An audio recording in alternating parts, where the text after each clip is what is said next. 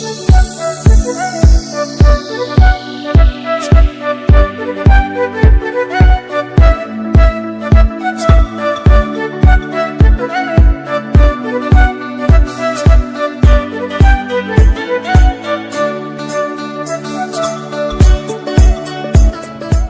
teman-teman, salam tandan berduri. Baik, pada kesempatan kali ini kita akan membahas mengenai tanaman sawit. Namun sebelum kita membahas, perkenalkan nama saya Torang R. Silaban, NIRM 01041900. Baik, pastinya teman-teman mengetahui bahwa tanaman kelapa sawit merupakan tanaman paling luas di Indonesia. Menurut Badan Pusat Statistik tahun 2019, tanaman sawit mencapai 14,6 juta hektar. Dari lahan yang luas tersebut, pastinya baik perusahaan maupun petani melakukan budidaya untuk mencapai produksi yang maksimal.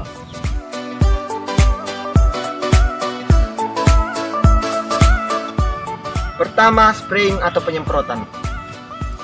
Spraying merupakan upaya yang dilakukan untuk mengendalikan gulma pada daerah tanaman sawit. Biasanya, spraying atau penyemprotan dilakukan pada pagi hari. Itu bertujuan agar pestisida yang kita berikan pada contohnya tanaman ini bisa diserap.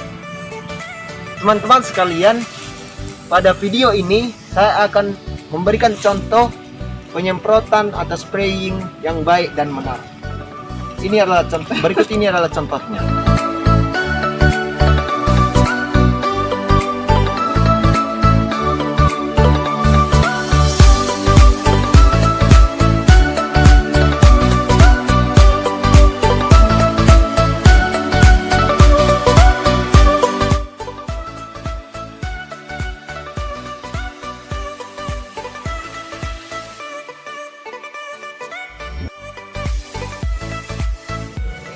Yang kedua yaitu pruning.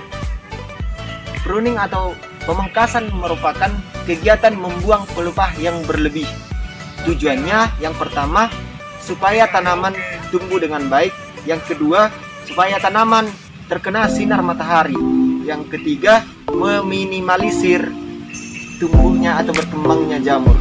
Adapun faktor lain yaitu jika pelepah-pelepah ini tidak kita buang, maka pelepah yang tidak kita buang tersebut akan menjadi parasit. Jika umur tanaman kelapa sawit 4-7 tahun, maka jumlah pelepah yang ideal yaitu 48 sampai 56 pelepah.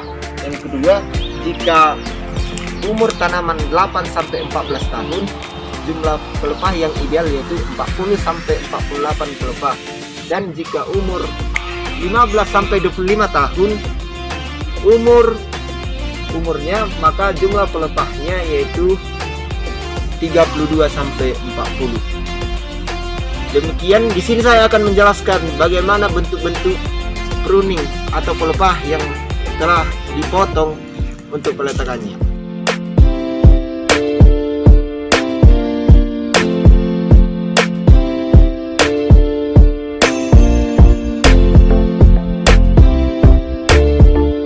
Pembahasan yang ketiga yaitu mengenai kastrasi. Kastrasi merupakan pembuangan bunga jantan dan bunga betina pada produksi pertama tanaman kelapa sawit. Tujuannya yang pertama supaya unsur hara untuk buah tadi bisa dialihkan ke pertumbuhan vegetatif. Yang kedua, memperkokoh batang sawit. Yang ketiga pastinya yaitu bahwa tanaman sawit yang sudah dilakukan kastrasi untuk produksinya pasti lebih tinggi. Biasanya pada perusahaan mempunyai aturan-aturan tersendiri dalam melakukan kastrasi. Namun pada umumnya yaitu pada umur 17 sampai 19 bulan. Di sini saya akan memberikan video dari kastrasi. ini kita ada dua jenis alat. Yang pertama itu dalam bentuk dodos.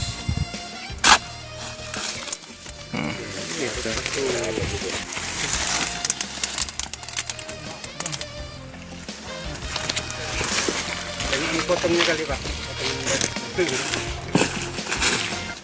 Yang kedua dalam bentuk jepitan.